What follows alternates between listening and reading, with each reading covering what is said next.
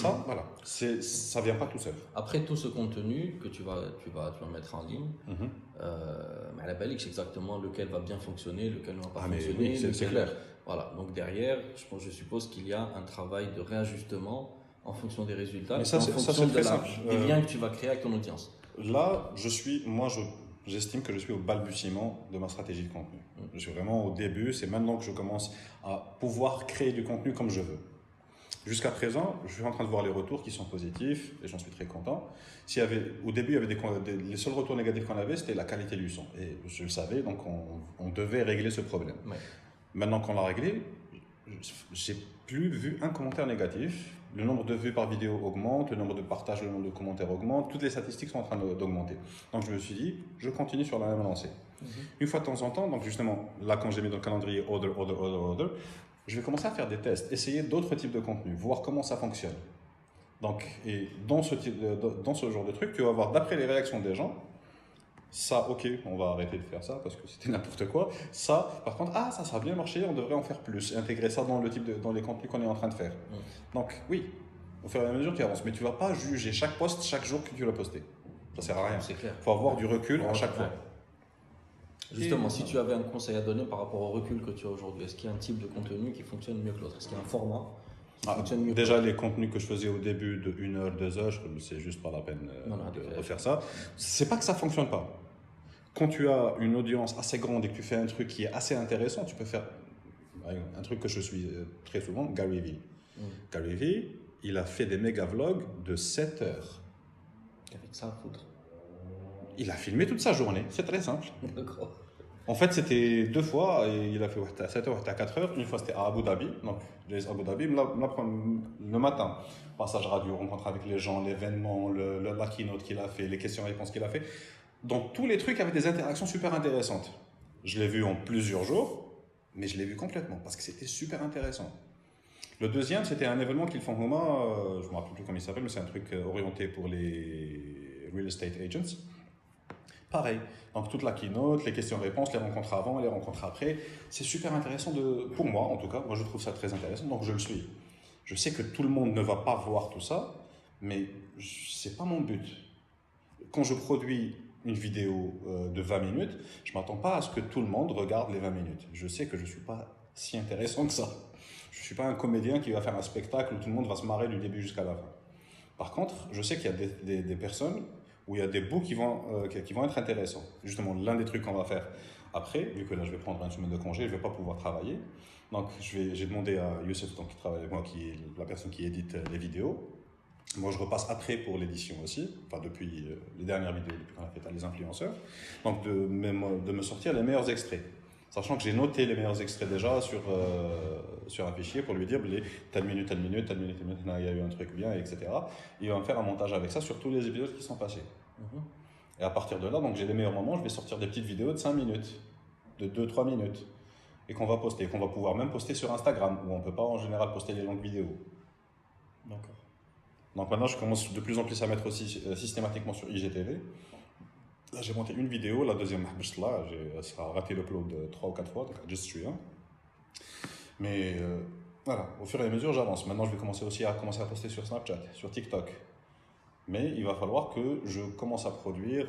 Là, c'est pas une question de produire, c'est une question quand on va filmer aussi en horizontal et en vertical. Soit j'utilise 2 appareils, soit j'utilise un appareil photo, enfin j'ai un objectif assez large pour prendre un plan super large et ensuite pouvoir découper dedans ça et ça pour pouvoir publier directement avec un seul truc. Ok. Attends, avant de rentrer dans tout ce qui est technique, bon, toi tu parles déjà, tu as quelqu'un qui t'aide pour faire le montage, etc. Oui. etc. Pour les gens qui, comme moi, veulent potentiellement se lancer parce que voilà, ils ont des choses à dire et qu'ils ne savent pas en fait comment s'y prendre exactement, c'est quoi le conseil? Tu as le débutant. Bon, le truc c'est start, la balaye, démarre. Oui. Fais le premier pas. Fais le premier pas, tu filmes. Comme ça a été filmé, tu uploads. Déjà, c'est base. Filmer, hop, là. Deuxième étape, au-dessus de ça, tu prends n'importe quel logiciel d'édition qui existe dans l'univers. Il y en a plein qui sont gratuits. comment il s'appelait déjà? Camtasia Studio. Camtasia Studio, il y a donc sur Windows, il y a Windows Movie Maker que tu peux utiliser. Sur téléphone, il y a des applications pour éditer les vidéos. Donc c'est pas ce qui manque. Sur les iPhones, il y a iMovie qui vient par défaut, donc qui est gratuit. Sur Android, il y en a pléthore. donc il y en a énormément. Kiff. Donc tu vas le temps et tu commences à couper. C'est juste couper. Couper maintenant قبل, couper maintenant après, couper maintenant في الوسط et الصفحة الزوج, c'est bon. Les premiers temps, ça t'a pris combien de temps? Pour faire ça, ah oui, non, ça avec Youssef les premiers temps pour une vidéo. Ah, il y avait déjà Youssef au début. Oh, j'ai commencé ça avec Youssef. D'accord. Mais voilà, j'ai déjà fait de l'édition vidéo. Je suis en train d'en faire en ce moment justement avec lui. Donc pour finir le tour, le plus compliqué, c'était pas vraiment la découpe, c'est simple. C'est synchroniser l'audio, c'est. En fait, le truc qu'il y a, c'est que quand on est en train de se filmer, souvent, à la benèche, ce qu'on a filmé. Ouais, on va repasser dessus. Ouais. Ce qui veut dire que plus la vidéo va être longue, plus elle va te demander de boulot. C'est ça. Si une vidéo de 2 heures, et ben, tu vas taper 2 heures de visionnage minimum. Exactement. La deuxième chose, donc je pense que le premier conseil, ce serait peut-être de démarrer avec des vidéos courtes pour pouvoir. Tu démarres avec ce que tu veux. Si tu as beaucoup de choses à dire, dis beaucoup de choses. Après, ça te fera beaucoup de vidéos que tu pourras publier, c'est pas un problème. Oui, ça fera beaucoup de trucs que tu pourras publier si tu as le temps d'aller les re-regarder, de les retravailler, etc. Mais la première, d'où le fait que la première fois, tu prends pas un rythme quotidien, tu prends un rythme une fois par mois, par exemple. Mais moi, j'aime bien me stresser. Je me suis donné les 2 semaines pour m'obliger à faire les 2 semaines, il faut me faire. Tu es censé m'enlever le stress, tu n'es pas censé me stresser. Ah non. Il y a stress et stress. Il y a le bon stress qui te motive.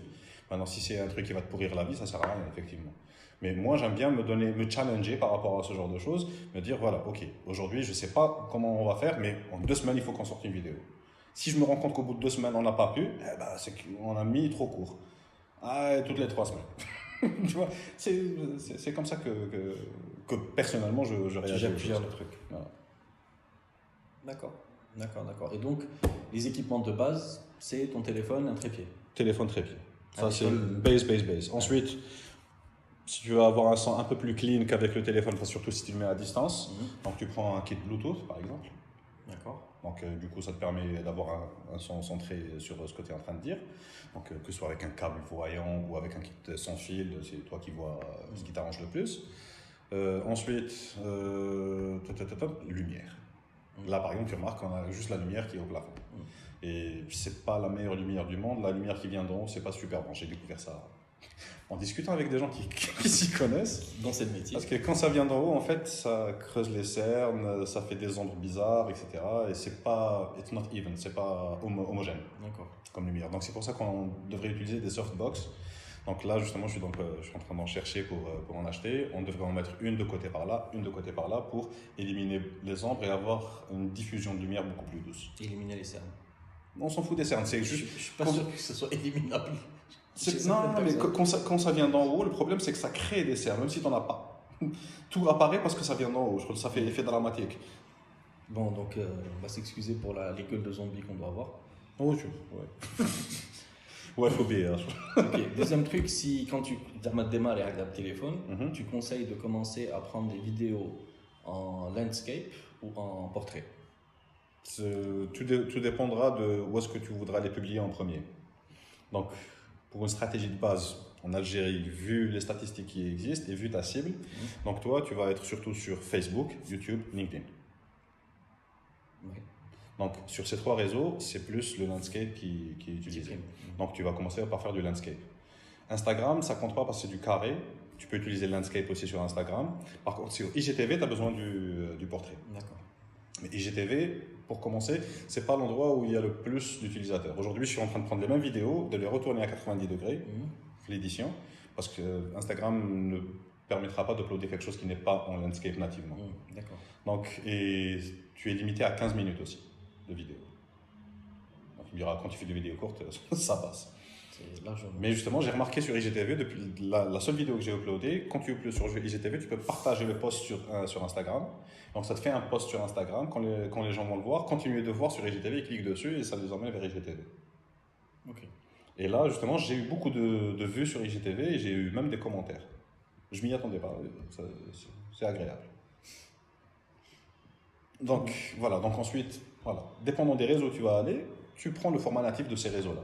LinkedIn te limitera à 10 minutes de vidéo, par exemple. D'accord. Moi, sur LinkedIn, ce que je fais, vu que j'ai des vidéos beaucoup plus longues que 10 minutes, donc je partage le lien YouTube directement. Ça marche bien sur LinkedIn. Mais si je pouvais, je préfère uploader sur YouTube, sur LinkedIn directement. Donc le mieux, c'est d'uploader sur le réseau social. Toujours. Si tu peux l'uploader nativement, tu l'uploades nativement. Ok. Ensuite, ce qui sera aussi à faire, tu devras créer des thumbnails, donc des aperçus pour tes vidéos. Et chaque réseau a des dimensions particulières.